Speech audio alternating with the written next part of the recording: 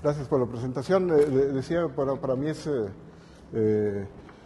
un placer estar aquí en estos lugares de la zona oriente donde están las ciencias sociales, porque como ya vieron, bueno, yo soy físico, algún problema teníamos que tener, pero de alguna manera nos hemos estado interesando en las cuestiones de las repercusiones sociales de la ciencia, entre otros aspectos, que es un tema que ha estado siendo dejado de lado en muchas instituciones, tanto en el orden científico o incluso las que son netamente sociales.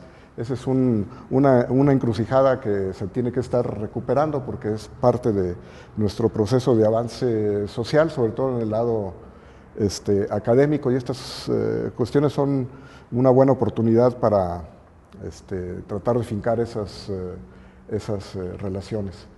En física cada vez más la parte social o un poco cercana a la cuestión social no solo se desprecia, sino está totalmente ausente ahora de la formación. Y ese para nosotros es un problema fuerte que tiene sus implicaciones sobre el uso de la ciencia, que es una de las cosas que voy a tratar aquí de una manera un poco sintética, porque es un tema un tanto extenso.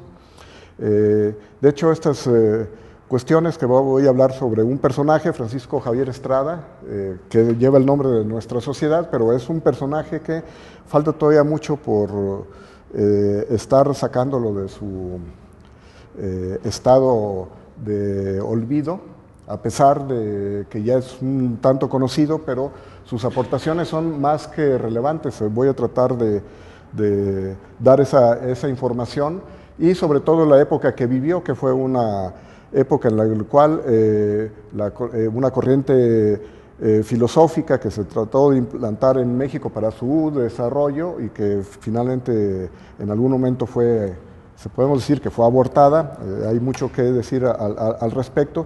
Pues Francisco Javier Estrada era un personaje que encajaba muy bien en ese principio del desarrollo social que planteaba el positivismo. Y el tema del positivismo lo vamos a dar muy a vuelo de pájaro, porque el lunes pues, va a ser tratado con mayor amplitud por Eduardo Sarmiento, que es uno de los temas que trabaja, y él nos podrá dar más información como especialista en ese aspecto. Entonces yo voy a centrarme en uno de los aspectos actuales que es de suma importancia para el desarrollo de las sociedades. Y tiene que ver, este aspecto tiene que ver con la industrialización. Nuestras sociedades modernas están basadas en el proceso de industrialización. El desarrollo de la industria básicamente es la que influye de manera muy enfática en nuestra cotidianidad y en nuestra propia situación social. Se habla mucho de globalización, etcétera, pero también si apelamos a cuestiones particulares, nuestras sociedades particulares tienen que ver con este tipo de desarrollo. Para nadie es extraño ahora el desarrollo tecnológico, que tiene que ver, por ejemplo, con los procesos de comunicación, teléfonos celulares, lo que quieran, pues está influenciando nuestra vida diaria y el comportamiento de nuestras propias sociedades. Ese es el mejor ejemplo, y este aspecto es uno de los en los que vamos a centrarnos. El desarrollo de la sociedad pues, va de la mano con el desarrollo de la ciencia y la tecnología y marca el propio comportamiento de la sociedad, ¿no? Es la base del desarrollo de la propia sociedad.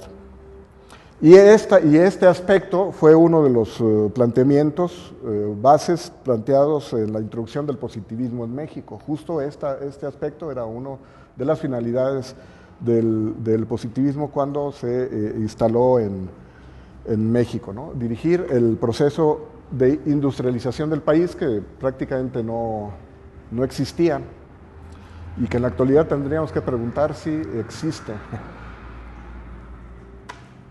El proceso de industrialización propia, ¿no? Hablo en ese sentido. La cuestión es que este trabajo práctico de desarrollo del proceso de industrialización pues quedó pendiente, porque se apostó por la introducción de la industria extranjera más que apoyar el desarrollo del conocimiento propio como generador del proceso industrial. Eso lo seguimos padeciendo en la actualidad. Y esta cuestión de la introducción de la industria extranjera fue básicamente apostarle a la industria europea para competir contra el fuerte desarrollo industrial que estaba teniendo Estados Unidos en el siglo XIX, que se veía como una amenaza. En la actualidad estas cosas siguen siendo vigentes. Y esta finalidad era una de las, repito, las primeras cuestiones de objetivos del positivismo, entre otros. Estoy hablando nada más de este aspecto, hay más aspectos, el proceso es más complejo, ¿no? Hay otros aspectos que por lo pronto vamos a dejar de lado, nos enfocamos en la cuestión industrial. Y entonces personajes en aquella época, como el personaje que vamos a tratar hoy, que es Francisco Javier Estrada, pues eran personajes claves para poder haber logrado dicho desarrollo industrial. ¿Por qué? No solo por su talento y su capacidad, que la podían tener algunos otros personajes también de la época, sino que su proceso de formación que siguió y su propio talento lo llevó a desarrollar los aspectos de primacía mundial en el campo de la ciencia y la tecnología, específicamente de la física, aunque su formación no fue estrictamente como de físico. Él trabajó en planteamientos de primacía mundial, repito, o sea, que están en la punta del conocimiento de ciencia y tecnología en comunicación alámbrica, porque como vamos a tratar un aspecto que le llamamos comunicación inalámbrica, que es la que priva en la actualidad, la comunicación alámbrica pues tenía que ver con la telegrafía, la telefonía. Él también hizo contribuciones importantes en iluminación eléctrica y en general en todos los procesos de electrificación. Y estos aspectos van a tener que ver con el desarrollo de la industria moderna. Tiene que ver con el proceso de revolución industrial que sucedía en Europa y que era una de las cuestiones que se perfilaban con gran oportunidad en nuestro país, cosa que finalmente no sucedió. Aquí la cuestión entonces está,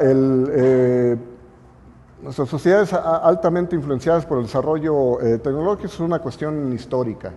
En la Edad Media, por ejemplo, básicamente el conocimiento práctico no estaba basado en el conocimiento teórico, estaban totalmente desvinculados. De hecho, no había muchos estudios teóricos en comparación con la época antigua, digamos la de los griegos, donde era justo lo contrario. El conocimiento teórico era el que estaba privilegiado y desligado por completo de conocimiento experimental, digamos, o práctico. Eran más reflexivos, en fin, pero no estaba ligado con ellos. En la Edad Media fue un tanto al revés. Pero este conocimiento práctico entonces se convirtió en un conocimiento artesanal, básicamente. Y empezaron a aparecer industrias, pero las industrias eran básicamente muy elementales. Claro, ya existía cuestiones relacionadas con el transporte. Bueno, digamos, los molinos de viento en la Edad Media se desarrollan, aunque era un conocimiento desarrollado por los romanos, pero pues básicamente un desarrollo tecnológico, digamos, clave, pues eran los molinos de vientos. Tiene que ver con aplicaciones que se daban en aquella época para beneficio de la sociedad. Era un conocimiento netamente artesanal. No, la ciencia no tenía nada que ver, las fuentes eran otras, no era las fuentes de ese desarrollo, no era las ciencias. Había otras más elementales, como por ejemplo la collera del caballo. Fue un desarrollo que básicamente fue artesanal, más que a prueba y error. La collera del caballo es cómo poder utilizar la fuerza del caballo como cuestión motriz, que después tuvo influencia en las cuestiones de transportes, pero también las de movimiento de trabajo pesado. Y la collera fue un desarrollo que propició ese avance. También las fuentes no son estrictamente las de la ciencia, ¿no? Tiene que ver, pero no son estrictamente las de la ciencia. En el Renacimiento el asunto se vuelve a revertir. En el Renacimiento se voltea a privilegiar el conocimiento experimental, ¿no? Ahí viene la revolución científica, básicamente, que tiene que ver también con las revoluciones de pensamiento. Esas ideas revolucionarias acerca, digamos, de la dinámica del universo y cómo explicarlas, básicamente nacen como ideas no orientadas por la necesidad del trabajo industrial, sino era conocimiento, digamos, neto, que por su naturaleza tuvo aplicaciones inmediatas.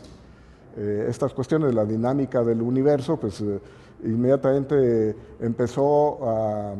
No nació bajo presiones específicas de una industria, pero tuvo sus consecuencias de aplicación inmediatas. En la navegación, por ejemplo, las cuestiones de astronomía, pues se empezaron a usar inmediatamente en la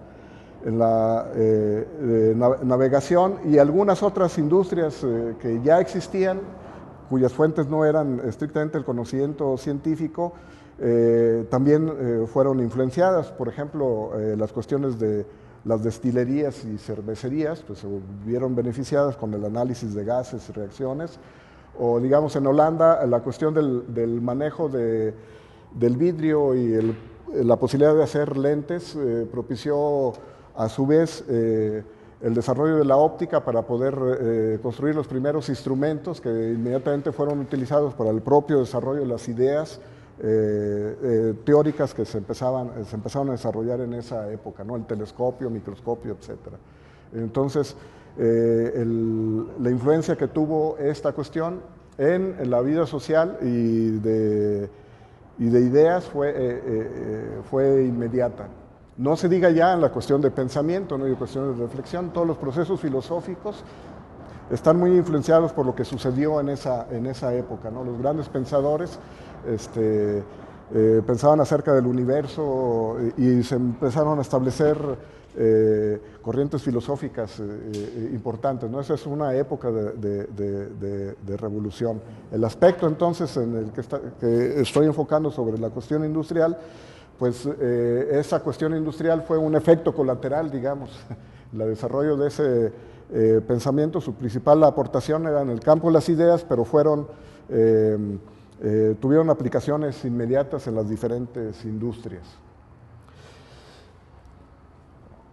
Lo que sucede después es justo ahora ya la necesidad de las industrias para poderse desarrollar. Por ejemplo, la industria de pesada, que se le conoce como industria pesada, entonces ya tiene sus propias necesidades, sus fuentes, ya empiezan a ser las de la ciencia, y entonces se requiere justo ese conocimiento científico y esa aplicación de esas ideas a su propio desarrollo. Entonces la industria textil, que era una industria artesanal, ahora adquiere la necesidad de industrializar sus procesos, tener telares ya no solo en casa, sino en procesos masivos, donde se puedan mover grandes telares, donde se requiere ya fuentes de poder mecánico, entre otras cuestiones. La industria del hierro, del acero, la industria metalúrgica, pues entonces empieza también a plantear necesidades.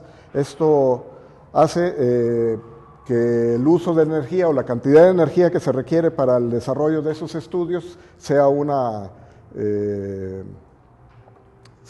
necesidad primordial, y leyes científicas muy conocidas en la actualidad, como la ley de conservación de la energía, se deriva justo de esas necesidades. Y entonces ahí hay un proceso interesante que va ligando el desarrollo de las sociedades, el desarrollo de las ideas y con el desarrollo industrial. En hidráulica, el desarrollo de la turbina pues fue fundamental. En el desarrollo de la propia termodinámica, la termodinámica se desarrolla por la necesidad de todos los desarrollos industriales. La termodinámica es una área en la actualidad básica para el desarrollo de la máquina como fuentes de energía, máquinas de vapor, etcétera, que son vitales para toda la industria. En la actualidad se sigue desarrollando en base a la termodinámica y a la mecánica, ¿no? Pero estas necesidades a su vez también están ligadas con las cuestiones de ideas, de pensamiento, que ahorita no lo vamos a dejar de lado, ¿no? Porque si no, nunca terminamos. Y luego ya nace la creación de nuevas empresas cuyas fuentes son estrictamente la ciencia. Y eso sucede en el siglo XIX. En el siglo XIX empiezan a formarse industrias de tipo novedoso cuyas ideas básicas se deben precisamente a la investigación científica.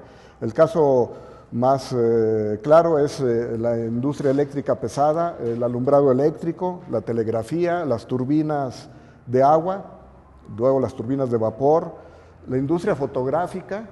La industria fotográfica nace directamente, es un desarrollo, es una industria que nace tiene su fuente a la ciencia en sí, ¿no? Industria de los motores de explosión interna, ya si nos podemos ir más actualmente a la industria electrónica, que también está quedando atrás,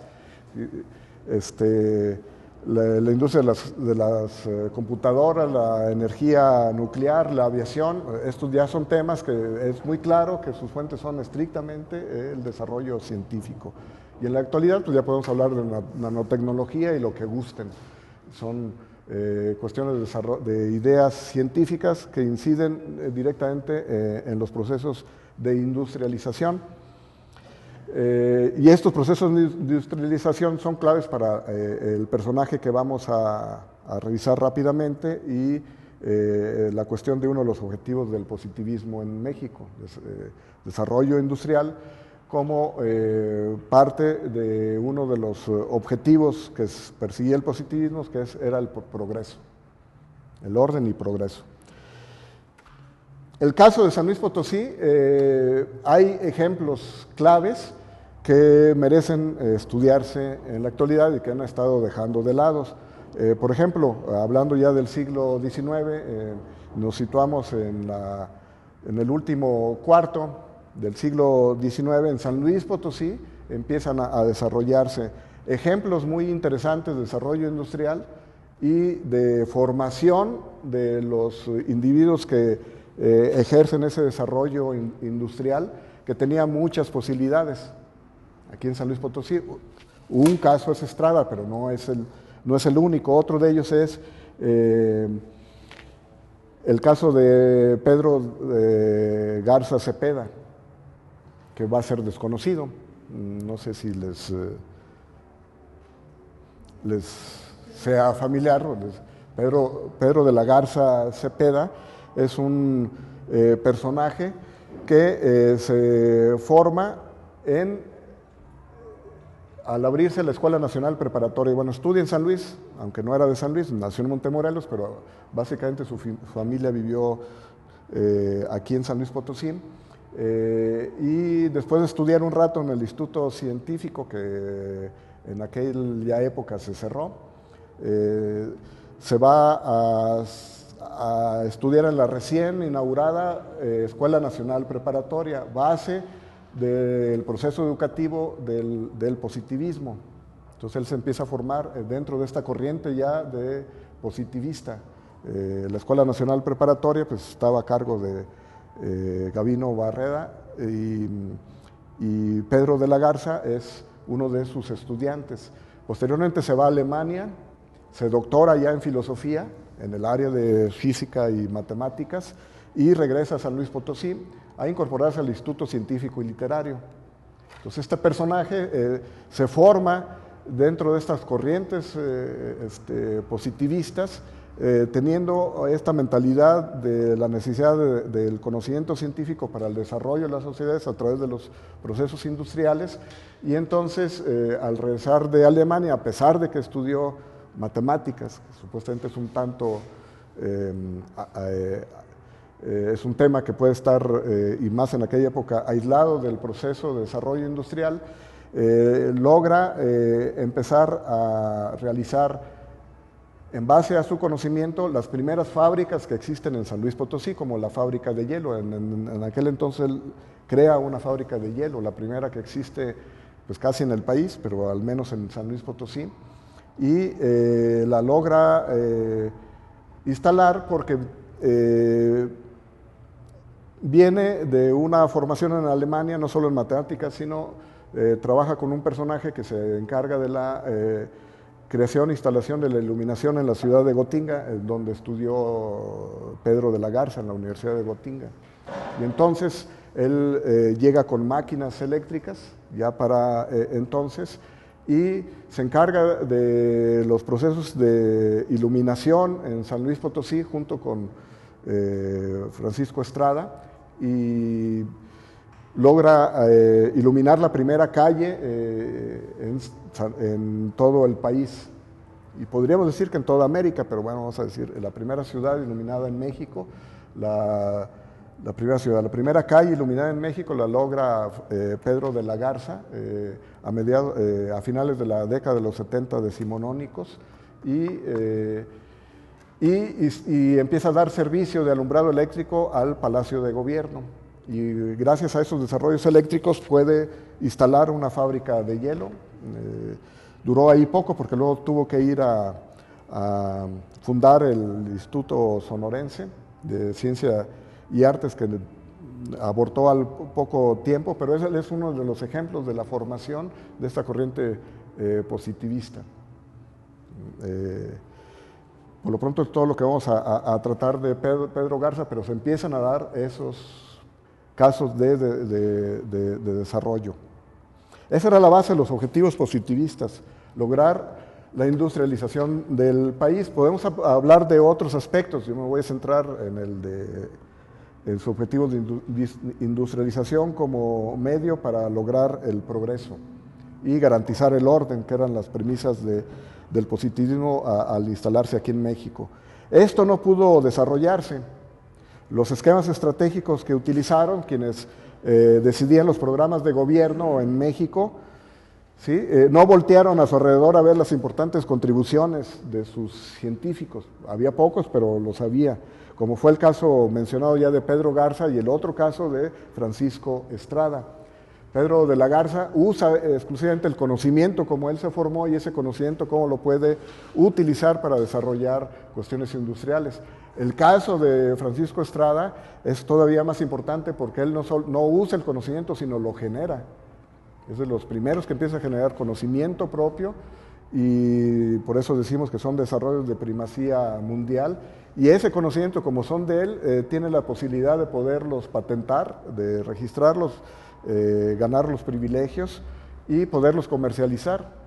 Base importante para poder lograr un desarrollo industrial o empresarial, ¿no? Entonces, el gobierno de aquel entonces no volteó a ver ese aspecto, se centró en la formación de recursos humanos, como fue el caso de Pedro Garza, y esa importante posibilidad de lograr el desarrollo industrial y competir con los Estados Unidos, que era una de las finalidades que perseguían, pues básicamente se perdió, ¿sí? Entonces el advenimiento de la burguesía mexicana básicamente lo hizo a expensas de permitirle el acceso a la burguesía no norteamericana, sino europea, para que compitiera contra la norteamericana y de alguna manera defenderse de esta amenaza que representaba Estados Unidos para el país en términos económicos. Y entonces ahí se perdió una oportunidad porque la burguesía mexicana no se formó bajo estos aspectos de procesos de la ciencia, se crearon más los latifundistas, los burocráticos, etcétera, y se perdió, digamos, esa oportunidad. Ahí habría que ver qué está sucediendo en la actualidad, que no es muy alejado de esta situación. Entonces, el acceso de la burguesía a nivel mundial, como ya sucedió en Europa, específicamente Inglaterra y Francia, pues ese ascenso de la burguesía fue posibilitado por la contribución ideológica de la ciencia, que creó las condiciones sociales que hicieron posible ese ascenso, ¿no?, de la burguesía. La revolución burguesa fue posible por el desarrollo científico y, claro, el manejo de las ideas aplicadas al desarrollo. Bien, y entonces en este sentido, uno de los exponentes de dicha clase, la burguesa, en Francia específicamente, pues fue Augusto Comte, el iniciador del positivismo, que básicamente lo que hacía era perdían la fe en los principios digamos, del cristianismo que basaba las épocas o las estructuras feudales, y la burguesía ponía su fe en otros principios. Esos principios eran los de la ciencia, que son las bases del positivismo. El hombre moderno burgués puso en la ciencia la fe que tenía en la religión. Los introductores de estas cuestiones en Francia, pues uno principalmente fue Comte. Después vienen otros. Y este personaje Comte pues tiene que ver con la formación de Gavino Barreda, porque él va a Europa y lleva cursos de filosofía con Comte, aunque Gavino Barreda era médico, pero también estudió en el Colegio de Minería, entonces empezó a estudiar química, luego se metió a cosas de derecho, o más bien ahí fue al revés, y luego estudió medicina y fue a terminar sus estudios de medicina a París, y en ese inter lleva al menos un curso de filosofía con Comte, inducido por un colega mexicano que se encuentra por allá, y pues básicamente se empieza a formar dentro de estas ideas del positivismo, estas premisas de amor, orden y progreso que manejaban allá fueron adaptadas, digamos, por Barreda en estos principios de libertad, orden y progreso. Acuérdense que estaba el proceso de la lucha entre los liberales y conservadores aquí en México, entonces esta cuestión del rompimiento de orden que sucede, digamos, en la Revolución Francesa y posteriormente, para poder instalar el progreso o instalar un nuevo orden, pues eran prácticamente los planteamientos del liberalismo para poderse instalar, o sea, una lucha entre los estados dinámicos y estados estáticos, o sea, quien está en el poder pues mantiene estados estáticos, las revoluciones por lo regular son aspectos dinámicos, el liberalismo maneja esa cuestión dinámica luchando contra ese orden, pero para instalar un nuevo orden basado en el progreso.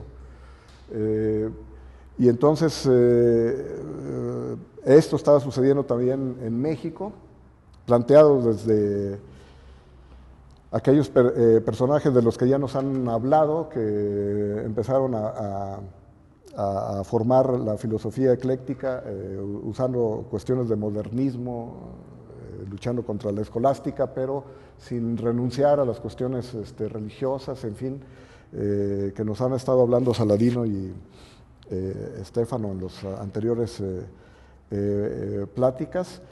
Y entonces esta cuestión de los liberales, para calmar el aspecto dinámico, que tiene que pasar desde luego a un aspecto estático, Barreda establece estas cuestiones de un orden regulado, digamos, o asintótico, en el cual pues tiene que llegar a un estado estático. O sea, es como el orden, digamos, cuando un valor va aumentando y llega a un límite, no es una asíntota, entonces el orden lleva una cuestión de dinamismo, pero que va a tender a la larga a una cuestión estática. ¿Cuándo se logra eso? Cuando está garantizado el progreso, ¿no? O el progreso subordinado al orden. O sea, no hay progreso sin orden ni orden sin progreso. Y entonces estas bases que empieza a manejar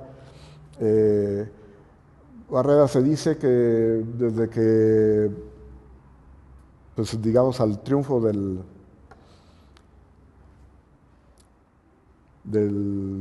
desterrar el Segundo Imperio, supuestamente ahí empieza Gavino Barreda, según se dice en su oración cívica que hizo en Guanajuato al triunfo de la República, a plantear todas esas ideas filosóficas que había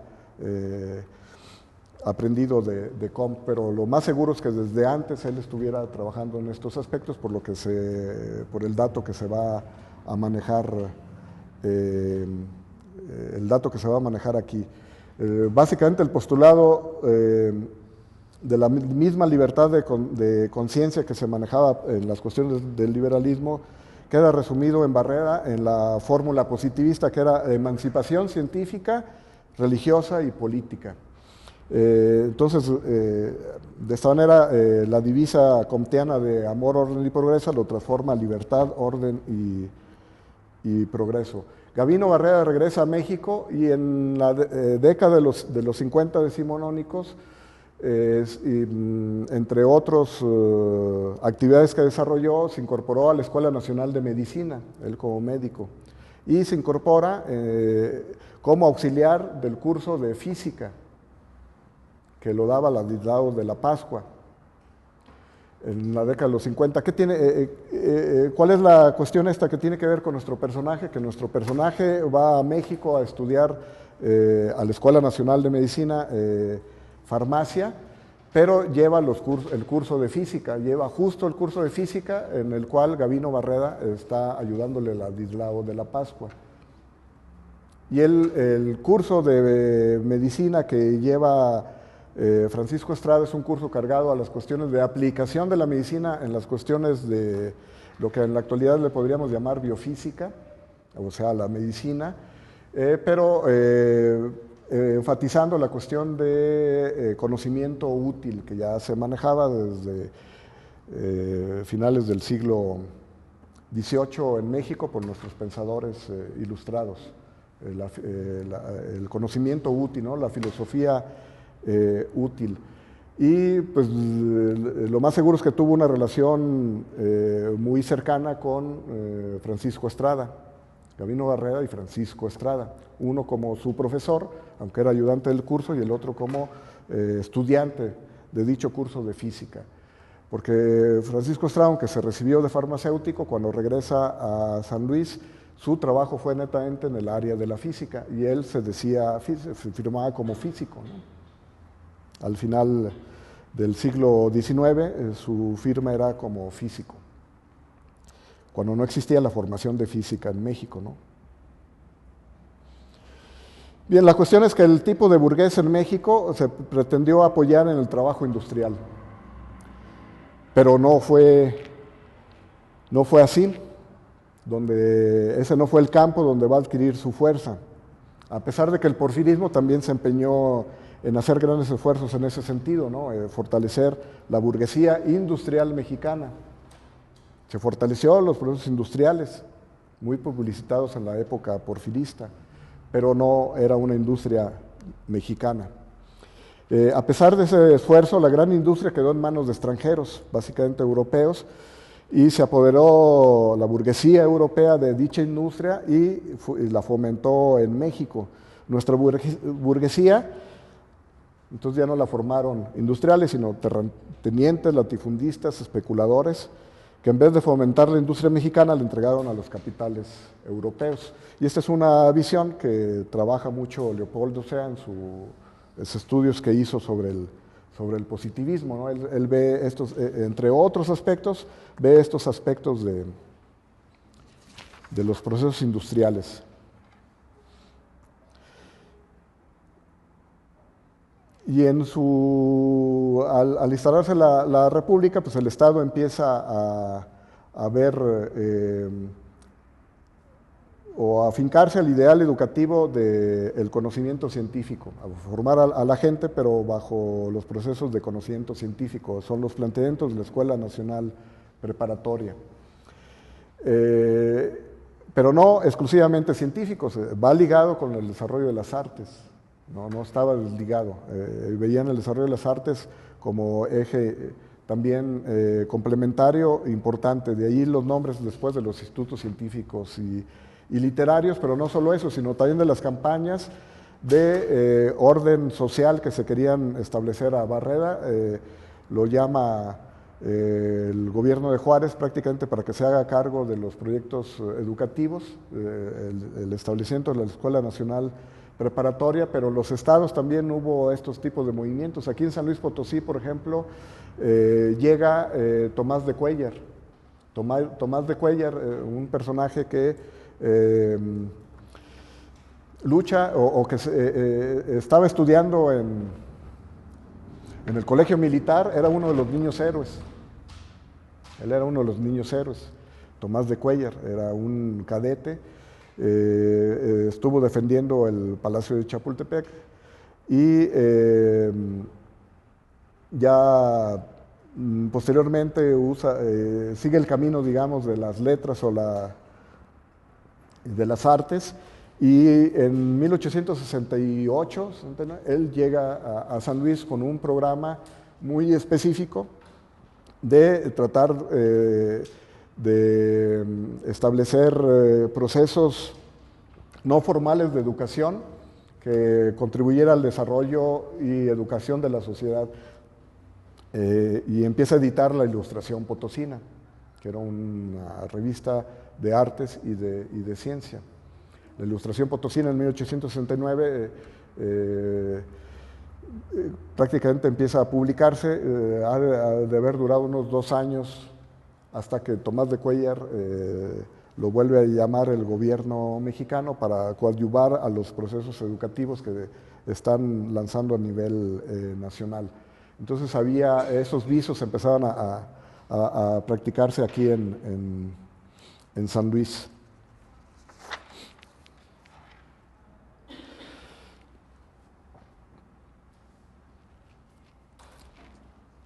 Se puede estar hablando más cuestiones del positivismo, nosotros por lo pronto lo vamos a resumir hasta ahí, dejamos a ver qué nos platica Sarmiento al respecto.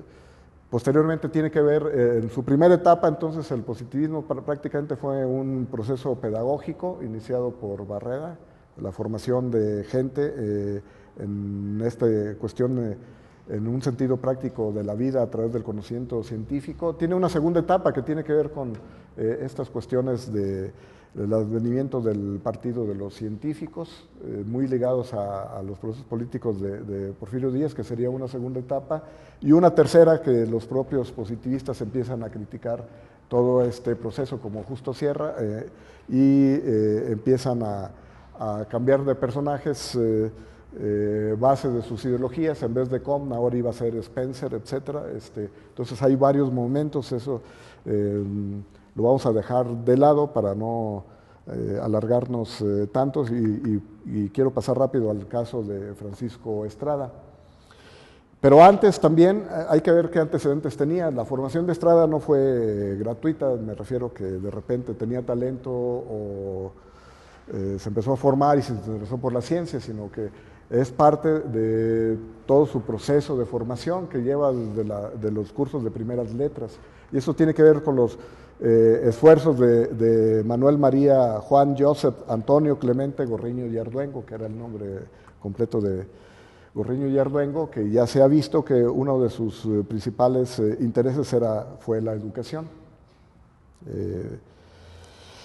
También no nos vamos a extender más, pero desde su obra del hombre y desde los procesos de conjuración independentista que sucedieron en 1793 y en el cual él vio envuelto, estos procesos educativos de desarrollo como base para el desarrollo práctico y útil ya se empezaron a plantear desde aquellos momentos.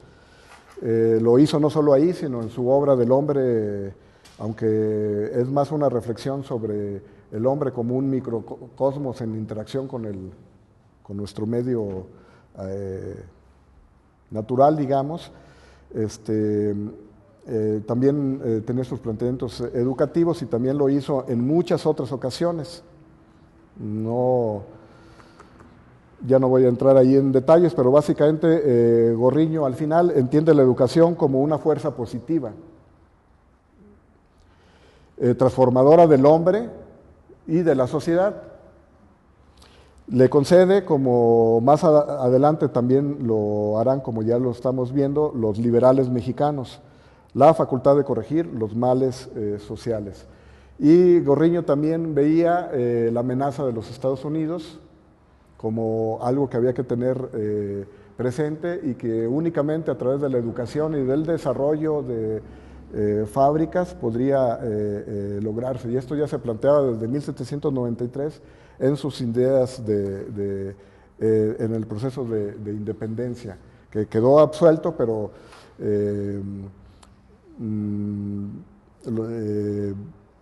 la conclusión es que básicamente tuvo una participación bastante activa. De hecho, está ahí registrado que había un filósofo que se encargó de hacer parte de estas redacciones. En fin, ya se sabe que crea el Colegio Guadalupano Josefino, él es el gestor y su fundador, aunque está también Ildefonso Díaz de León, pero básicamente el impulsor de todo esto es Gorriño. Y en esa misma época, en 1830, se introduce en México y principalmente en San Luis Potosí la educación lancasteriana. O sea, no solo estaban fijados en los procesos educativos de educación superior, sino también las de primeras letras. La educación lancasteriana se basaba en cómo aprendían los obreros en las fábricas, y entonces los obreros más avanzados eran quienes enseñaban a los otros obreros, y entonces los procesos educativos era básicamente los estudiantes avanzados facilitaban el aprendizaje de los estudiantes menos avanzados, y había un único profesor para toda la educación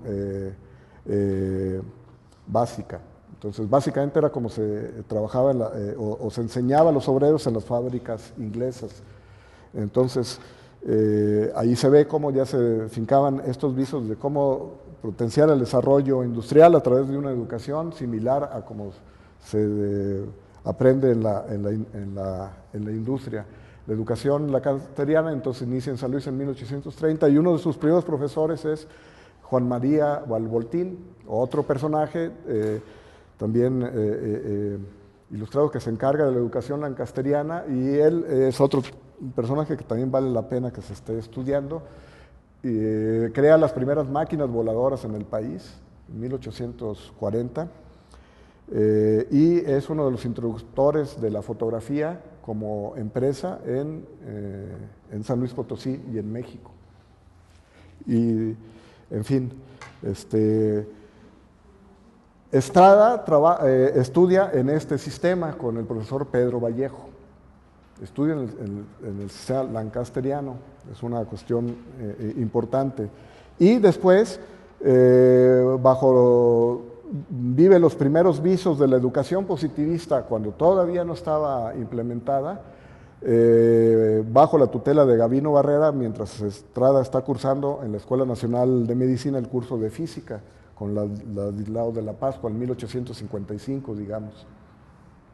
Él se recibe de farmacéutico y regresa a San Luis Potosí y empieza a trabajar como farmacéutico, se encarga de una botica, pero crea un laboratorio de física y empieza a trabajar en cuestiones de electromagnetismo, a tal grado que en 1867, 1868 tiene sus primeros implementos eléctricos ideados, inventados por él, de primacía mundial, como fue el motor eléctrico.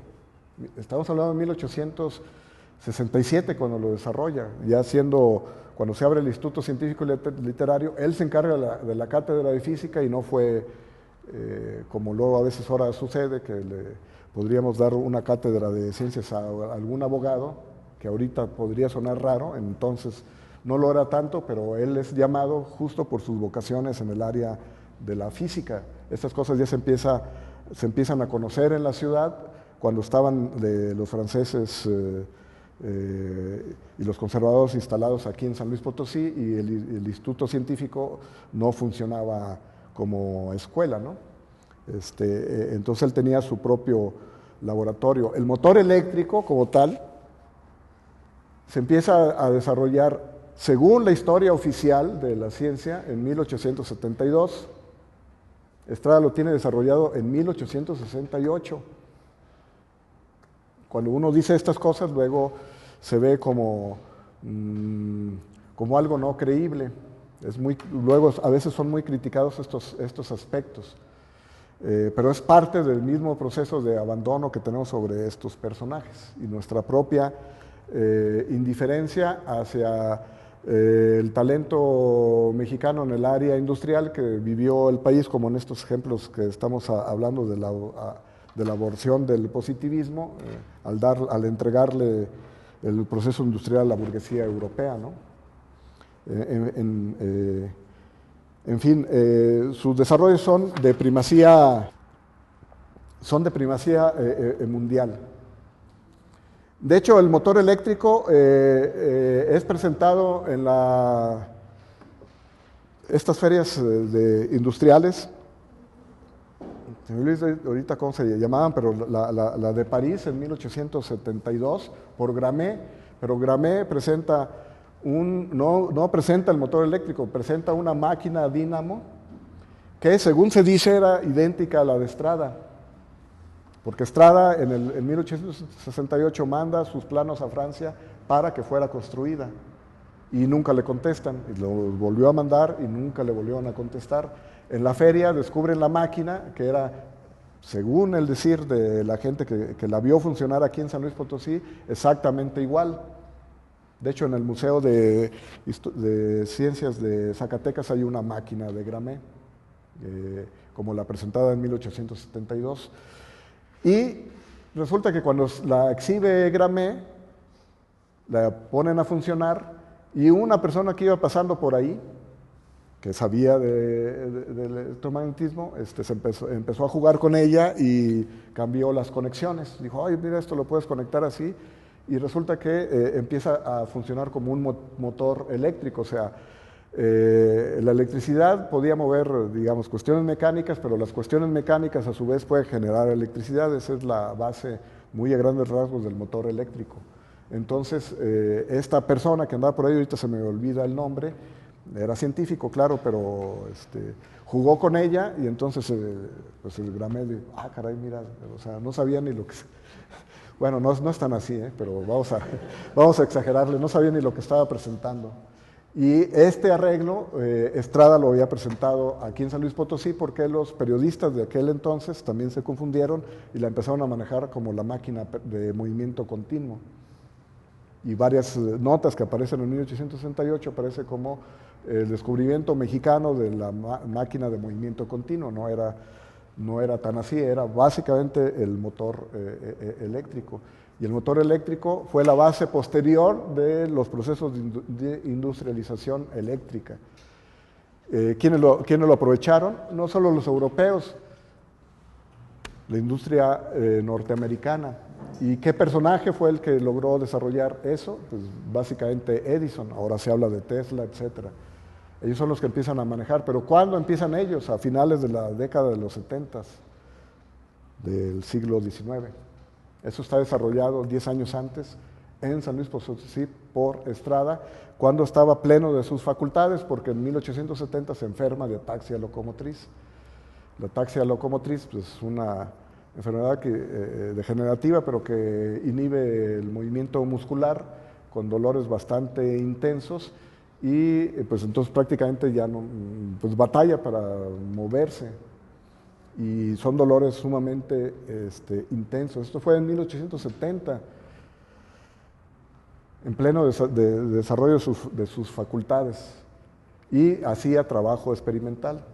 Para 1874 tiene una cuestión de conflicto entre su potencial mental, digamos, y su inhibición física, que le impedía un poco trabajar en la parte experimental y sobre todo en concentrar sus esfuerzos, no solo en sus desarrollos tecnológicos, sino en el aprovechamiento de esos desarrollos tecnológicos para la creación de empresas, que sí insistió él mucho en ese aspecto y que no se pudieron dar. Empezó a tener sus privilegios, se frustró ante esa cuestión de que su correspondencia con Francia no fluía y no podía construir sus prototipos, y en México no había el desarrollo ya ni siquiera artesanal, como técnicos, como torneros, etcétera, que pudieran coadyuvar al trabajo que él quería realizar. Él tuvo que ir aprendiendo también todos esos oficios, pero eso implica un gran retraso en sus procesos. Si le suman esta cuestión de la enfermedad, pues básicamente es como para inhibir el proceso de cualquier persona, que no fue el caso de Estrada. Él siguió trabajando con bastante entusiasmo y siguió generando desarrollos de primacía mundial. Serían largos enumerarlos, ya nomás se los quiero tratar de sintetizar. Y ahorita vamos a ver cuestiones de fechas para que vean en otras partes del mundo en qué momentos se empezaron a desarrollar y cómo las industrias asociadas a ellos se desarrollaron muchos años después de los primeros planteamientos que haría Estrada. Casi todos fueran 10 años después. 10 años entonces es bastante para un desarrollo industrial. Bueno, en nuestra época un día ya es vital, ¿no? Aquí el conocimiento va moviéndose muy aceleradamente y los procesos de comercialización industriales también. Y entonces él sigue desarrollando, trabajó en telefonía, telegrafía, realizó bastantes patentes, desarrolló los primeros lámparas incandescentes, el foco pues, la incandescente, la que tiene el resortito ese que si todavía la ven se les queda aquí grabado y que no hay que verla, y las lámparas de arco, que es otro principio, que estos son sus descendientes, ¿no? Hay gas adentro y entonces a través de procesos de interacción eléctrica provoca luz. Sus desarrollos son bastantes, pero no solo los desarrollos, sino la aplicación de la telefonía y la telegrafía a procesos industriales. Por ejemplo, él plantea aprovechar la telefonía para la predicción de sismos, y es algo que en la actualidad pues todos estamos dejando de lado cuando él nos ha dado las claves de que ahí hay un campo bastante amplio que no lo estamos trabajando en la actualidad. Ni siquiera está explicado por qué en los temblores, a propósito de los recientes, hay luego destellos luminosos. Eso tiene que ver con procesos eléctricos. Y esos procesos eléctricos son producidos por la Tierra, y esas detección de fricciones que provocan procesos eléctricos los detectó Estrada con sus teléfonos, que ya estaban desarrollados en 1876 por Bell y Meucci. Luego se pelearon quién de los dos lo había inventado. En la actualidad no fue Bell, fue Meucci, aunque fueron cosas prácticamente paralelas.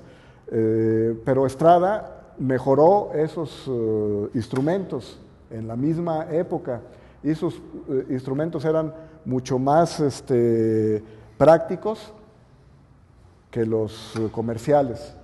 Y en San Luis ya había esos procesos telefónicos y él tenía todos esos instrumentos y pudo predecir temblores que sucedían aquí en San Luis Potosí, aquí en el altiplano. Hay fallas, ya había temblores, dicen que no es zona sísmica, pero pues eso es muy relativo. Estrada los logró detectar con sus teléfonos. Entonces él todavía tiene planteamientos dados desde aquella época que pocos están explotando en la actualidad. Bueno, poco lo estamos explotando en la actualidad. Se metió también en cuestiones de medicina, ¿no? Estudió las cuestiones del cólera, porque en la época en que él estudió con Pedro Vallejo hubo una epidemia. A la introducción de la escuela lancasteriana que vino Juan María Valvoltín, hubo una epidemia de cólera, y entonces Valvoltín renuncia para irse a Armadillo de los Infantes a resguardarse allí con su familia, y el proceso de educación lancasteriana quedó interrumpida. Un segunda momento fue cuando llega Pedro Vallejo a encargarse de la escuela lancasteriana donde estudia Estrada, y él no renunció en otro proceso de epidemia y muere muy joven por contagiado de cólera. Pedro Vallejo. Estrada estudia este problema del cólera para ver cuál era el vector. El vector es el agente transmisor, pues, o propagador del cólera. Él aseguraba que era la mosca y tiene estudios al respecto. Su cuestión era bastante amplia. Siguiendo en el afán de sintetizar el trabajo de Estrada, para finales de la época de los 70s, 1877, ilumina el edificio central el actual edificio central de la universidad, con luz eléctrica. Estamos hablando de 1877. El proceso industrial que llevó a la electrificación en América, desarrollado por Edison y algunos otros, inicia después de 1880. Estamos hablando 3 años antes. Aquí ya había electrificación. Acontecimiento que queda de lado, o como de repente, cuando es planteado por los propios historiadores, ¿sabes?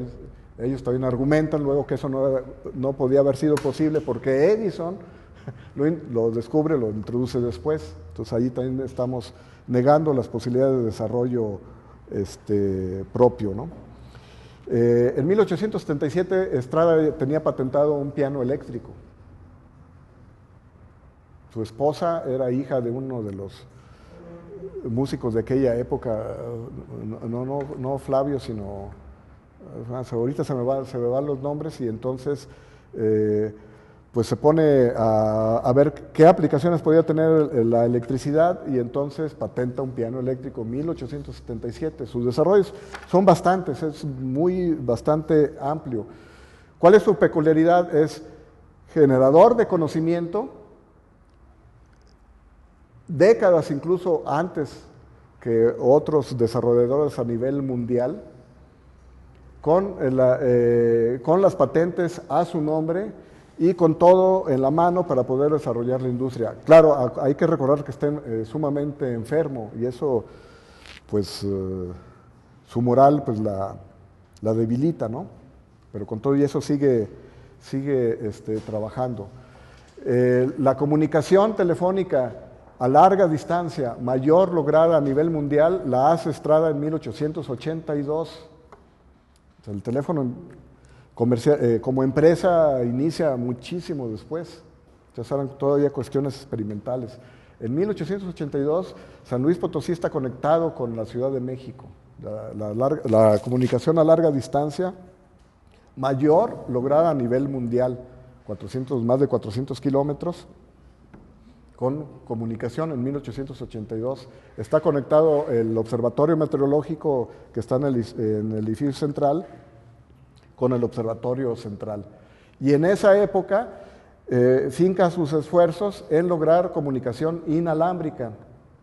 Por una cuestión práctica, necesito alumbrado, necesito cables, etcétera, etcétera. Entonces ya empieza a plantear la posibilidad de poder producir comunicación a través del aire, pues, de las ondas hertzianas. Todos estos procesos, los procesos teóricos se empiezan a desarrollar apenas en esa época. Hertz, como se conocen en la actualidad las ondas electromagnéticas, a veces se les dice ondas hertzianas por ser el planteamiento de Hertz, lo está desarrollando justo en esa época. Estrada lo tiene ya implementado a nivel experimental, es una persona práctica.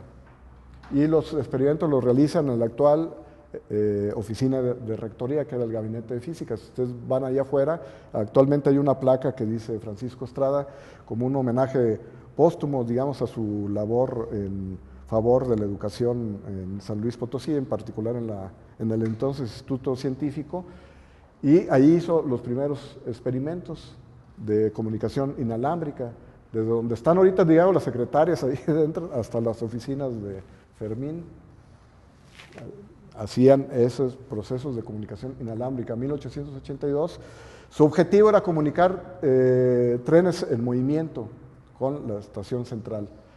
Al recordar que en 1868 el planteamiento de la visión de industrialización en el país con la introducción del ferrocarril dada por los porfiristas, o por Porfirio Díaz y su grupo del partido científico, pues da avisos de modernidad con la introducción del ferrocarril, no mexicano, ¿verdad? Europeo. pero el que tenía las posibilidades de fomentar el desarrollo de la comunicación a través de ferrocarril, pues era Estrada, porque ya había desarrollado la comunicación inalámbrica, ya podía comunicar trenes en movimiento. Su patente se la dan en 1886, cuando ya es expulsado voluntariamente, pues lo retiraron voluntariamente a fuerzas del Instituto Científico por su enfermedad, porque los alumnos tenían que ir o a su casa o llevarlo cargado a su cátedra. Hubo mucha reticencia de los alumnos a que lo abandonara, hubo muchas protestas, pero finalmente lo retiraron, y en 1886 tiene la patente de la comunicación inalámbrica. La historia marca que en 1896 Marconi patenta la comunicación inalámbrica. El desarrollo ya estaba hecho por Francisco Estrada 10 años antes. ¿Y cuánto duró la patente de Estrada? 10 años. Vencía en junio del 96, y en junio del 96 la patenta Marconi. Y a Marconi le dan posteriormente el premio Nobel cuando ya se instala a principios del siglo XX. Este era el potencial que tenía Estrada. No solo el uso del conocimiento científico, sino la generación del conocimiento científico con todo a su favor para poder desarrollar los procesos industriales, cosa que no se hizo. Nadie le hizo caso, prácticamente nadie le hizo caso. Él muere prácticamente abandonado y pobre con esa enfermedad. Ya la ataxia locomotriz le da a los 30 años y muere hasta los 67, entonces más de la mitad de su vida vive con esta penosa y dolorosa enfermedad, y se crea un mito en torno a él que vale la pena que se estudie, y tiene que ver con Edison. Ya saben que en la actualidad se maneja que si Edison es mexicano, no es mexicano, que si nació, pero la cuestión no suena descabellado, porque Estrada firmaba con un anagrama. Dejen por aquí, lo traía dentro de su anagrama, y estamos hablando principios de los 70s. Por ejemplo, miren bueno, que aquí la lámpara de gas de manto incandescente, el foco, o fotorradiante que le decía, fue un privilegio que pidió al Ministerio de Fomento, y firmó como Jonás Arba Edison Ferrateschi. Era el seudónimo y anagrama de Francisco Javier Estrada. Se parece a lo de Alba Edison. Y espérenme, porque aquí empieza un mito, que como Edison esto nada más es como chisme, ¿no? Como Edison era zacatecano, o de aquí de los Altos de Jalisco, que pertenecía al obispado de Zacatecas, y que ahí nació, pues él andaba haciendo trámites en Zacatecas de sus papeles para seguir con sus trabajos allá en Estados Unidos, y Estrada, en su penoso peregrinar para agenciarse recursos económicos y desarrollar sus empresas, también andaba en el gobierno de Zacatecas. Entonces ahí se conocieron, y resulta que Estrada tenía un lazarillo que era Edison, porque la ataxia locomotriz también le inhibía la vista. Y entonces dice que su lazarillo era Edison, y entonces él le pasaba toda la información a Edison, que Edison incluso usó su seudónimo de Arba Edison, y pues se llevó todas las ideas a Estados Unidos y las desarrolló. En cuestión de tiempo coincide, porque todo lo que ya sabía Estrada lo empieza a desarrollar Edison años después. Incluso el foco eléctrico. 1880 obtiene una patente. Estrada la tiene desarrollado desde los 70s, y es capaz de introducir el alumbrado, los primeros experimentos de alumbrado eléctrico en México. Todas estas cosas pues, están básicamente en el baúl del olvido, que vale la pena estar sacándolos a la luz y darle a Estrada el papel que merece y sobre todo lecciones hacia los procesos educativos actuales. No solo es el reflexionar sobre el desprecio al talento mexicano, sino cuando ya está la generación de conocimiento y están las ideas en prácticas, el poder capitalizar dichas ideas para este anhelo que perseguían los positivistas de poder desarrollar un proceso industrial para el bien social. Esas son las cuestiones. Y quiero terminar con lo que escribía Estrada bueno, antes otro dato. ¿Qué sucede con la educación, con la formación? Y viene aquí la escuela positivista.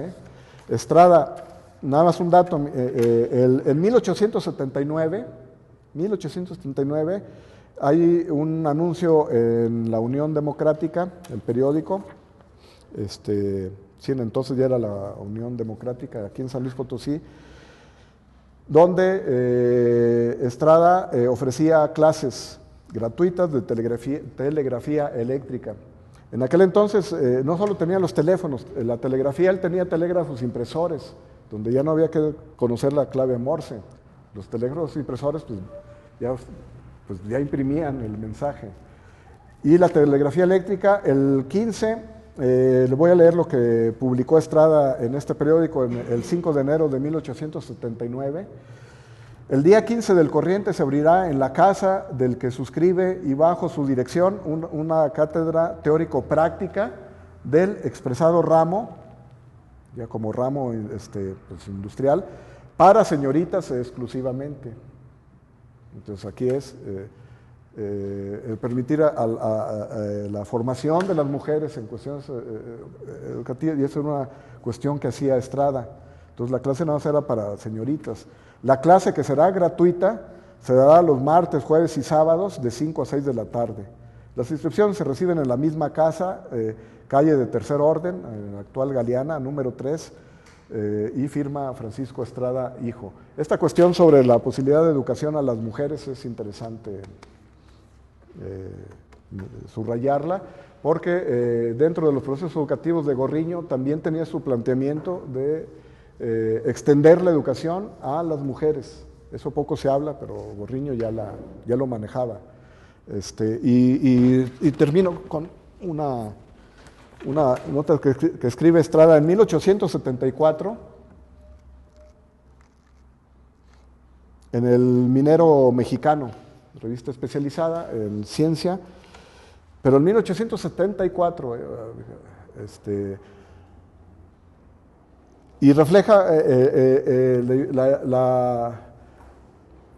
pues ya las inquietudes de Estrada sobre no estar logrando sus objetivos, de estar viendo qué es lo que sucedía en su país con el advenimiento de la burguesía europea, aunque no lo menciona como explícitamente como tal, pero y antes de que desarrollara sus más importantes contribuciones en el ámbito de la ciencia y la tecnología, o en el ámbito de la electricidad, pues esto lo escribe antes de eso. Para entonces ya tenía desarrollos, nada menos que el motor eléctrico. Y les voy a leer lo que escribe ahí. En una carta que envía, dice: a medida que mis males avanzan, acuérdense, ya está enfermo, se me olvidó ponerle en... Mi imaginación se muestra más infatigable, aumentando en razón inversa de mis movimientos. O sea, pues no me muevo, pero pienso activamente. Así pues, seguiré ocupándome hasta que llegue la muerte. Él prácticamente está muy enfermo, ya lo esperaba, ¿no? Todavía vivió más de 30 años. Hasta que llegue la muerte, que ya me amenaza, de ordenar mis diversos trabajos científicos para enviarlos al minero mexicano, comenzando desde ahora por la descripción del barómetro y termómetro meteorológicos, cuyo dibujo irá adjunto si me lo traen antes de cerrar esta carta. No será por demás advertir que solo la Unión Democrática de esta ciudad, se refiere al periódico, se ha ocupado de ellos, y no ha habido persona ni periódico que haga ningún caso de mis pobres instrumentos, que si portaran charreteras, en la cuestión militar, la clase militar tiene privilegios, y arrastraran sable o fueran cubiertos con una credencial electoral, tendrían paso libre. No solo en el Ministerio de Fomento, o sea, hasta ahí tenía problemas para poder registrar sus trabajos, sino también en los gabinetes de las escuelas que se hallan bajo la protección del gobierno progresista. Estas primeras escuelas donde los gabinetes se hicieron importantes dentro de la educación positivista. Desde ahora te anuncio que no ha de faltar algún sabio que pretende echar por tierra el fruto de los afanes que me han dejado sin poder ver la luz en todos los aspectos. Él también se está quedando ciego, pero también la luz en el logro de sus objetivos. Pero esta es la recompensa que se nos espera aquí, donde nos humillamos admirando lo extranjero y despreciando las obras de nuestros hermanos. Sin embargo, tú no desmayes como yo no desmayo, puesto que me ocupo en construir un telégrafo tipográfico de mi invención, que concluiré solo Dios sabe cuándo, porque mis artesanos padecen la apatía, enfermedad originada en las altas regiones y actualmente epidémica en el país. Pues prácticamente estaba sintetizando cuál era la situación y cómo el hombre práctico veía estas posibilidades que le podía ofrecer el positivismo, se volvieron en su contra, inhibió el desarrollo del país, pero no solo lo inhibió, sino que llevó al olvido a personajes tan importantes y que merecen ser estudiados en la actualidad, como Francisco Estrada y algunos otros personajes potosinos que sentaron las bases para que San Luis Potosí ocupara un lugar privilegiado a nivel mundial como punto de desarrollo de la ciencia y la tecnología, que ahora en los discursos que escuchamos se vuelve como algo muy nuevo en San Luis Potosí y principalmente en la universidad, incluso van a decir que de los 70 para acá, pero que está presente en nuestra sociedad con mayores logros desde el siglo, al menos desde el siglo XIX. Y entonces, pues ahí dejamos esta cuestión en este momento y bueno, igual dentro de las horas de divulgación que hacemos de estos personajes, aquí traigo dos cuadernitos. Uno habla sobre la cuna de la electricidad en México y habla de este proceso de electrificación, y aquí aparece algo de, no solo de Estrada, sino de Pedro Garza, y otro sobre Valentín Gama, ese suena más, tiene una calle, al menos. Valentín Gama y Cruz, un importante educador potosino y notable científico, alumno de Estrada. Y Valentín Gama tuvo que ver con todo el proceso educativo moderno en México a principios del siglo XX. Ya cuando el positivismo era bastante atacada por las corrientes, nuevas corrientes, Vasconcelos, Antonio Caso, entre otros, pero Valentín Gama fue uno de los ejes de desarrollo educativo, aparte de sus contribuciones en la astronomía y como geógrafo.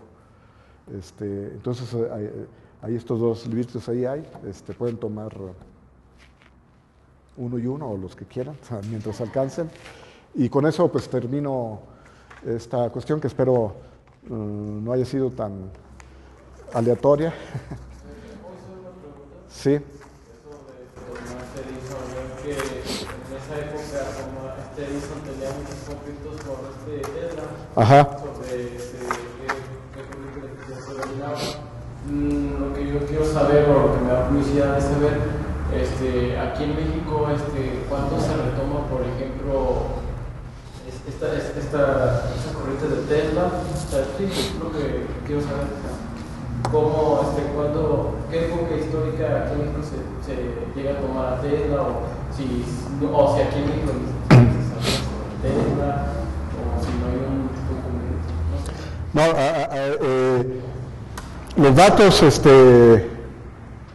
Los datos de las contribuciones se vuelven datos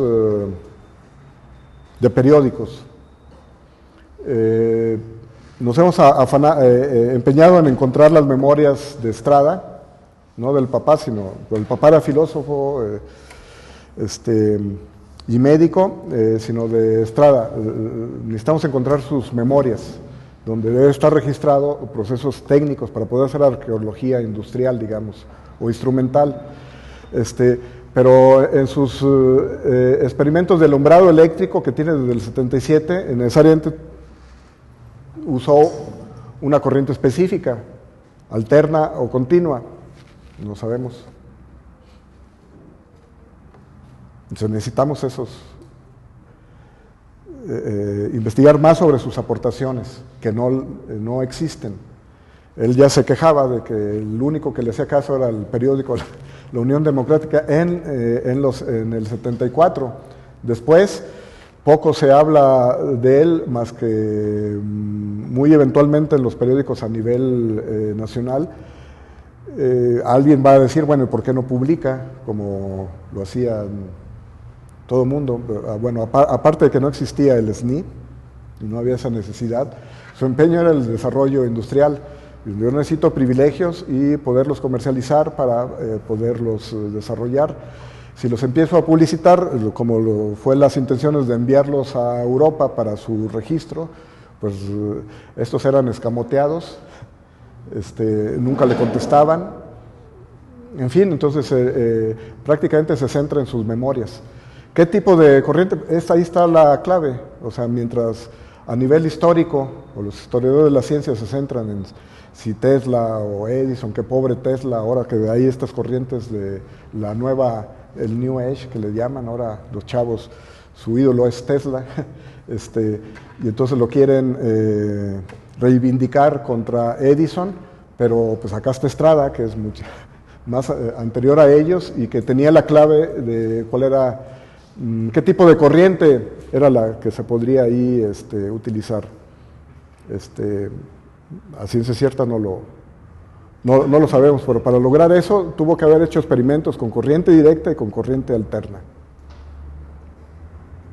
Y lograr esa comunicación a larga distancia en 1882 no era una cuestión trivial. ¿Qué les marca la historia oficial de la industrialización? Si hablan de San Luis Potosí, 1927, primera comunicación a larga distancia entre México y San Luis Potosí, 1927. ¿Por qué? Porque la industria telefónica entonces la logró conectar, pero Estrada la tiene desde 1882, y no teórica, práctica. Entonces ahí falta mucho por investigar, no nomás a Edison y a Tesla, hay que voltear hacia Estrada, ¿no? No sé si tenga el dato, pero pudiera saber cómo es que llega a Galindo Barreda a la educación si no tenía ningún conocimiento. Pues básicamente es invitado se dice, por el gobierno republicano, después de haber dado su discurso en Guanajuato, que es la oración cívica, donde habla empieza a dar estos planteamientos del positivismo más en el terreno pedagógico. Y entonces pues es invitado junto con otros personajes que incluso también estuvieron en San Luis Potosí, como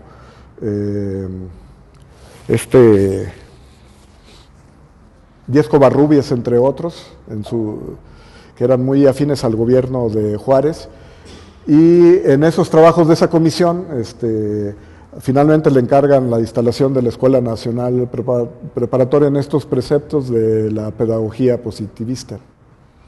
Entonces ahí hace su inclusión en este sentido. Y hay que recordar que dentro de sus trabajos fue ayudante de cursos en la Escuela Nacional de Medicina, cursos de física, ¿no? Del lado de la Pascua. Cuando ya llegan los franceses, pues huye a Guanajuato, ahí se refugia, y Díaz Covarrubias, por ejemplo, llega aquí a San Luis Potosí. Y son dos de los personajes que se encargan de este proceso educativo, ¿no? A él se le Básicamente ahí se le encarga. Gracias. Las fuentes de los patentes y todo esto, donde ha sacado la información, ¿dónde se resguarda la fuente? Bueno, aquí hay cosas pendientes como le hacemos a la física y hay que estar trabajando en nuestros intereses también de desarrollo ahí de investigación en ciencia de materiales. Aquí hay cosas pendientes que no hemos entrado por completo, pero había contactos, hay gente que ha estado trabajando esta cuestión de las patentes en México, que por cierto en esas épocas fueron abundantes, más que en la actualidad. En la actualidad no hay suficientes. En esa época, en el siglo XIX, había muchas. Hay un investigador, debe ser historiador del Colegio de Michoacán, que se ha metido a tener toda una base de datos sobre esta cuestión de las patentes. Estas cuestiones que nosotros rescatamos pues son de las fuentes de los periódicos que hablan acerca de la concesión de estos privilegios. Principalmente la Unión Democrática publicaba, como llegaban al gobierno, estos decretos del Ministerio de Fomento, el periódico los publicaba íntegros, ¿no? Se concede privilegio por tantos años por tal desarrollo. Pero hasta ahí, todas esas otras cuestiones, pues hay que ir a la fuente, que supongo que debe estar en los archivos, todas estas solicitudes, y ese es asunto pendiente que no le hemos entrado, pero que pues ya urge ahora sí, pues entrar en ver esos detalles técnicos sobre las cuestiones de las patentes, que es bastante interesante, y que había muchas.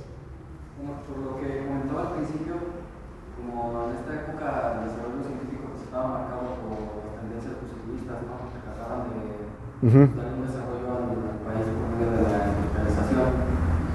Mi pregunta es como, actualmente, ¿hasta qué punto sigue siendo así? O sea, el desarrollo de las ciencias o de la física, más concretamente, ¿hasta qué punto se atiene a este proceso de conceptos sociales, ¿no? De ideas de la sociedad? ¿Hasta qué punto marcan las tendencias de investigación, ¿no?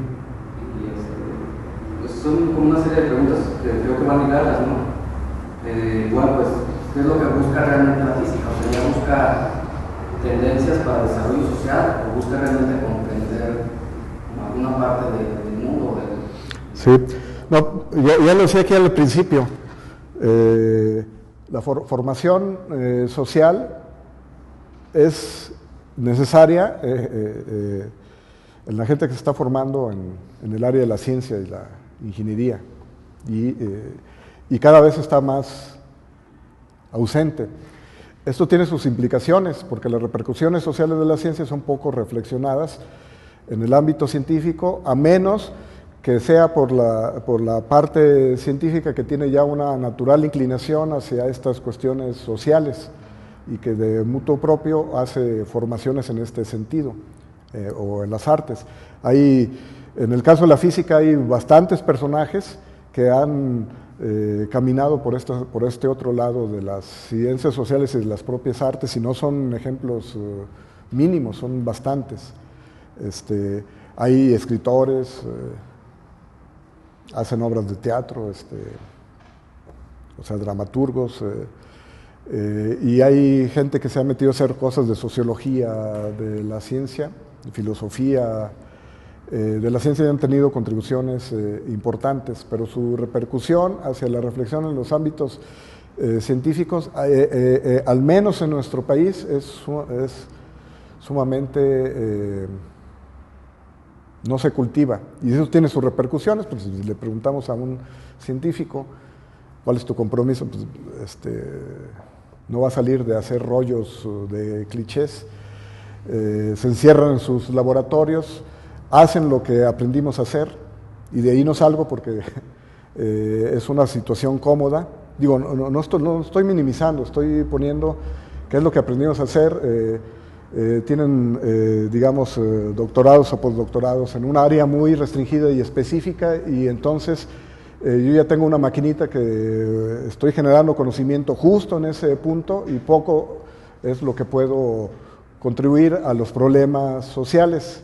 Por eso en la calle tenemos problemas pues de todo tipo, urbanos, una infinidad de problemas que están ahí y que no son atendidos, o como el que mencionaba de los temblores, o sea, la gente sí está trabajando, pero como que alguien que dedique sus esfuerzos para contribuir en ese sentido implica que su producción normal va a ser inhibida, o bueno, va a ser lenta, pues, entonces le van a dejar de pagar o le va a tener los beneficios que el gobierno a través de sus procesos de maquila científica ha impuesto, ¿no?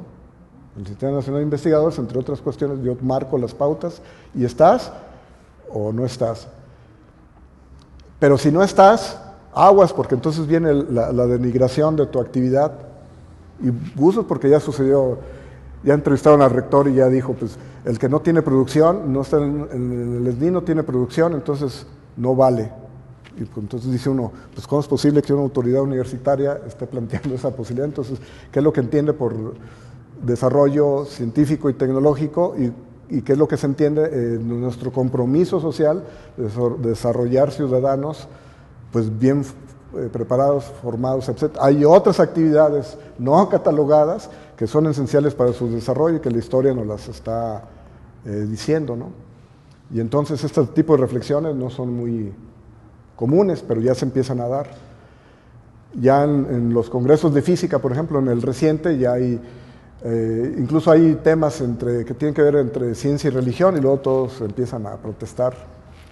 Pero ya hay reuniones que empiezan a discutir entre cuestiones de ciencia y religión. Digo, ¿qué es? Pues es potenciar la argumentación, digamos, a través de planteamientos ideológicos o lo que quieras, que es necesaria, ¿no? Ese por un lado. Por otro lado,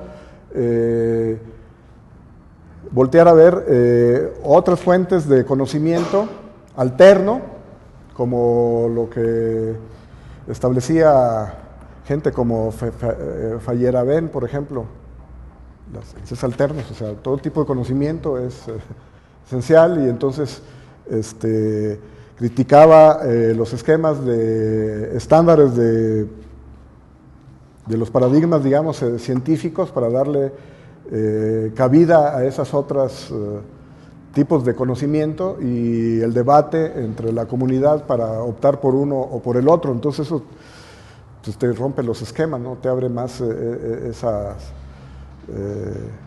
cuestiones, digamos, de uso, ¿no? Y entonces tu compromiso educativo, ¿dónde queda? O sea, ¿qué tipo de conocimiento tienes que contribuir hacia la sociedad para su propio desarrollo? Entonces, uno le preguntaría a la comunidad científica, ¿cuál es tu compromiso de información a la sociedad y qué tipo de información es la que conviene que des a la sociedad? Muy pocos lo van a saber. Y a lo mejor se van sobre cuestiones como una escuelita extendida hacia la sociedad, que ya sean los ilustrados del 19 como Alzate y otros, ¿no? Y con mayor calidad que la que pueden hacer en la actualidad algunos científicos que se han metido a la cuestión de comunicación. Ahí vienen estos planteamientos. Y cómo entonces puedes generar industria que no es de nosotros. En San Luis vamos a poner la industria automotriz, y entonces el Coposit abre como línea de desarrollo para San Luis Potosí los apoyos, FOMIX, por ejemplo, van. ¿Quién pone escuelitas para apoyo a la industria automotriz? Entonces, ¿cómo le entramos a eso? Pues básicamente le estás poniendo las facilidades a esta industria extranjera que trae sus propios procesos y que entonces dice, mira, me están poniendo unos recursos que entonces, pues, con permiso, yo voy a utilizar, y entonces, en fin, ¿no? Entonces ahí, ¿dónde está el papel de los científicos para incidir en la política científica para el bien social, ¿no? Entonces, en comparación con aquella época, estamos pues a lo mejor un poco más atrasados que el desarrollo que habían logrado los planteamientos positivistas. Entonces hay mucho por hacer.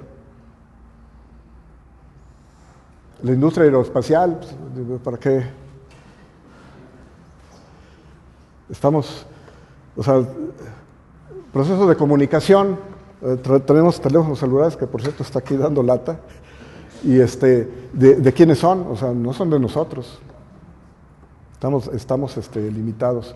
Lo podríamos haber desarrollado, pues ahí está, ¿quién hizo el primer planteamiento? El primer planteamiento incluso hasta fue potosino, ¿no? Estrada. Ahorita nosotros seríamos dueños de todo esto. Básicamente seríamos, y eso tendríamos una sociedad desarrollada. Bueno, yo pienso que uno de los grandes problemas en la actualidad es la fragmentación del saber. Sí. Y la dificultad que tenemos para comunicarnos entre nosotros. Después surge eso, que somos tan especializados que tenemos un lenguaje tan especializado que es muy difícil darnos a entender. Ahora, yo estoy totalmente convencida de empezar a romper estas fronteras, pero te quería preguntar, ahora que está aquí la licenciatura en filosofía, o sea, es una de nuestras intenciones, ¿no? Y desde que se diseñó la licenciatura, queremos esa vinculación con la sociedad, con otras ciencias y también con los problemas sociales. Entonces, no sé, ya te habíamos invitado a un seminario que está pendiente, porque algún chico dijo que qué tenía que ver la física con la filosofía. Nos reímos porque tiene que ver todo. Sí, pues eso. Pero, ¿cómo podríamos empezar, ahora que estamos aquí, cómo ves que podríamos empezar después de un libro? Obviamente con los estudiantes y los profesores, para empezar a entablar ese diálogo, podemos empezar con la física. Sí, pues los sistemas complejos, que son los que privan en la actualidad, se manifiestan en todos los ámbitos, en la sociedad y en la propia ciencia, que se creía que era completamente determinista, que fue justo lo que usó el positivismo para decir, bueno, el método científico, incluso hasta para estudiar lo social, y que si bien no se pudo hacer de manera determinista, se recupera en la actualidad porque los sistemas sociales, al igual que los naturales, son sistemas complejos. El caso de la termodinámica, que decíamos, bueno, dicen, la termodinámica que estudia el calor y que la energía, etcétera, es completamente determinista. En las escuelas se enseña como estados pues, deterministas, se sigue enseñando así la termodinámica, pero la termodinámica actual es una termodinámica de no equilibrio y se asemeja mucho al proceso social o estas cuestiones entre orden y progreso. Bueno, y entonces ahí hay problemas comunes, completamente comunes, y la visión para enfrentar estos nuevos problemas en termodinámicas, que es lo que maneja Magdaleno Medina, que le dieron un premio porque él ha estudiado cuestiones de no equilibrio, y esto apenas empieza. Entonces él ya está creando un laboratorio de termodinámica de no equilibrio, pues, pero a lo que voy es que justo ahí, ese es un ejemplo entre muchos otros donde está ligado estos procesos de análisis y reflexión filosófica muy necesarios para el propio desarrollo de las ciencias y al revés. Entonces ahí pues es lo nuevo, básicamente es lo nuevo. ¿No podríamos organizar un seminario para quien interesara entre estudiantes de física y estudiantes de filosofía? Sí, pues allá nuestro reto es que los estudiantes de física se logren interesar, porque su formación es apática hacia las cuestiones sociales. Entonces se requiere incentivar, o sea, nuestro problema lo tenemos más grave allá, creo. A lo mejor aquí puede haber más sensibilidad a empezar a ver estos ejemplos, O las cuestiones del desarrollo de arte, por ejemplo, o el análisis de personajes. Por ejemplo, Valvoltín, que introduce la fotografía, o Tomás de Cuéllar, que también se dedica a la fotografía como industria de desarrollo en el siglo XIX, que se origina por conocimiento científico. Pero el desarrollo de la fotografía, ¿por qué personajes de este tipo se interesan en la fotografía? Porque ellos se interesaban en cuestiones de artes, de dibujo, o sea, ellos estudiaron algunos en la escuela de artes, no sé cómo se llaman, ¿sí? Porque estaban interesados en la cuestión de dibujo, entonces la otra era una liga, ¿no? Y eso le permitía andar entre una visión y la otra, y su necesidad de tener que entrar a los terrenos científicos para poder desarrollar sus inquietudes artísticas, entre otras, ¿no? Entonces estas cuestiones que se daban en aquella época pues deben ser ilustradoras para lo que queremos en la actualidad, cómo enfrentar nuestros problemas complejos en nuestras sociedades actuales. Pues se requiere el conocimiento amplio, ¿no? Sin denigrar el especializado, ¿no? En fin, no sé. Yo tenía un comentario respecto también, bueno, esto que estaba diciendo a relación de la pregunta de Alejandro, cómo quizá durante el positivismo freudiano en México había como ese intento de desarrollar la ciencia como a la par, que quizá también como imitación de Europa, pero a la par de Europa, ¿no? Y que por cómo ha sido el desarrollo histórico de las ciencias y ahora esa visión que se ha estudiado bastante como entre países centro y periferia, ¿no? De quiénes son los que están autorizados a desarrollar el conocimiento y todo, pues que pues básicamente tenemos que conformarnos con tener maquilas y formar a como obrero calificado, ¿no? Para las maquilas que van a venir aquí, que tienen que ver con las escuelas y creo que también eso es algo como un punto muy interesante de hacerse consciente, ¿no? de elaborar y de estudiar cómo es que no solo a nivel como local se ha dado ese cierre de oportunidades para el desarrollo y generación de conocimiento propio, ¿no? Sino cómo eso también es propiciado como por una tendencia global, ¿no? Cómo es que se desarrolla y cómo se comunica el conocimiento, ¿no? Cómo hay ciertas restricciones internacionales para eso. Sí. Sí, pues el área espacial, por ejemplo. Nuestra sociedad está marcada por la industria espacial y sus derivajes. Todo los lentes viene de ese conocimiento generado en otros lados, ahora ya liberado para su comercialización. ¿Y por qué menciono la cuestión espacial? Porque pues, tenemos que comprar o invertir todos nuestros recursos para el desarrollo de la ciencia, de la tecnología y de las propias sociedades para comprar servicios de comunicaciones, de satélites. Y la pregunta es, ¿México tendría la posibilidad no solo de la base del conocimiento, sino la posibilidad técnica de poderlo lograr? Y definitivamente sí, pues eso se dio incluso aquí en San Luis Potosí, con la cuestión de la cohetería, o sea, el lanzamiento de cohetes, que apenas se está volviendo a recuperar. ¿Por qué se interrumpe, etcétera? Pues hay intereses. Viene todo un proceso complejo que es un proceso social, ¿no? Y pues hay que estudiarlo desde todas las aristas. La cuestión es que en la actualidad, pues no se estudia en demasía. Esta cuestión utilitaria se ha perdido, porque es autocrítica, porque luego dicen que uno empieza a hablar mal de nosotros mismos. Por ejemplo, allá en la Facultad de Ciencias, pues ahí hay físicos, hay electrónicos, y en nuestro entorno tienen una serie de problemas que no puede ser que se estén presentando. Por ejemplo, focos que no funcionan, no funciona una bomba para subir, o sea, suben el agua y el agua se empieza a tirar y luego se forma una alberca en toda la zona universitaria y entonces ahí hay un problema y en las aulas estamos formando a ingenieros electrónicos, físicos, etcétera, y tenemos ese problema ahí que somos incapaces de solucionar.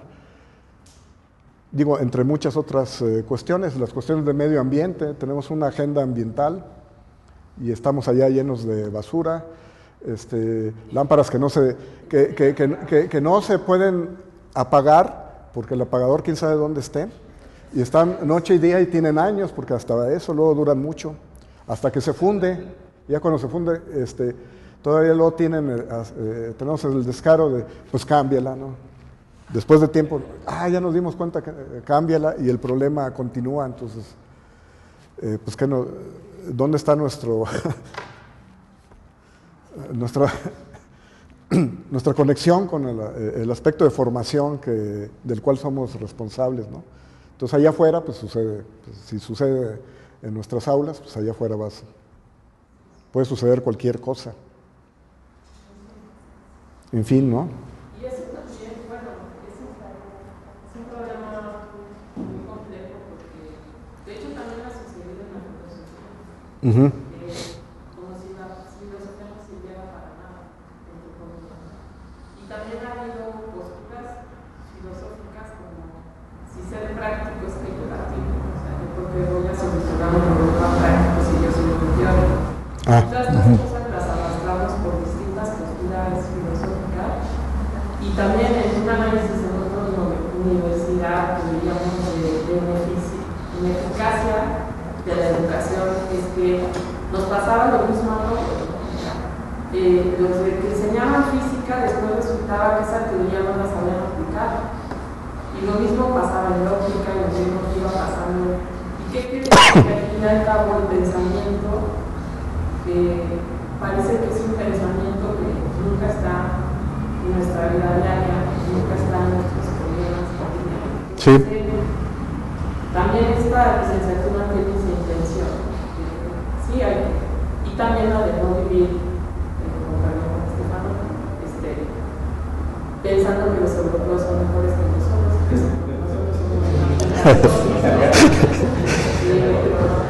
pero bueno, es que un trabajo que yo trabajé en un TEC de Monterrey y una vez escuché a un rector que dijo algo peor. Dijo, aquí no vamos a desarrollar ciencia más que la aplicada. O sea, que bueno, este señor, qué visión tan corta tiene. O sea, usted va a vivir de Alemania, en Estados Unidos, porque usted nunca va a poder pensar el porqué de nada.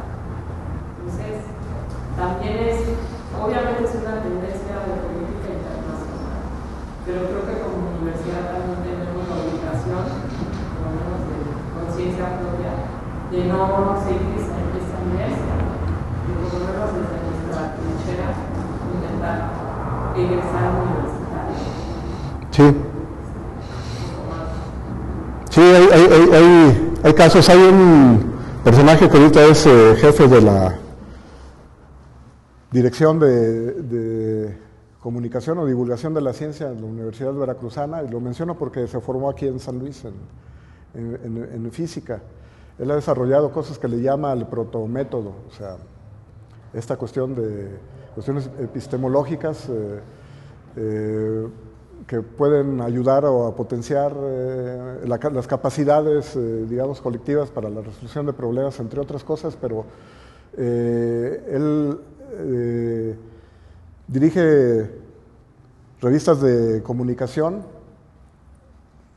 de la ciencia con un alto contenido social, y eso lo ha podido hacer porque cuando se formó aquí como físico crearon un círculo de estudios que se llamó Henry Poincaré, donde aparte de los 2 cursos de filosofía que llevaban ahí, pues prácticamente hacían de manera informal estudios del pensamiento filosófico, que en la actualidad pues se nota que en lo que le ha ayudado a tener una visión de la crítica que ha hecho al sistema de desarrollo científico nacional, criticando lo que se llama la maquila científica, que es todo este tipo de cosas, ¿no?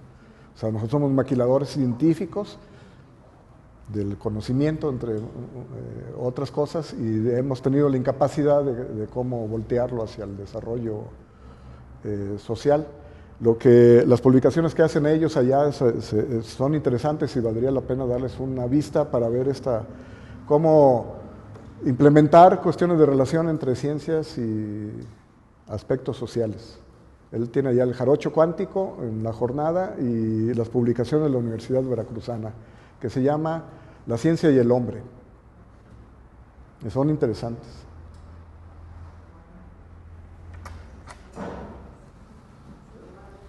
¿Listo? Ah, bueno.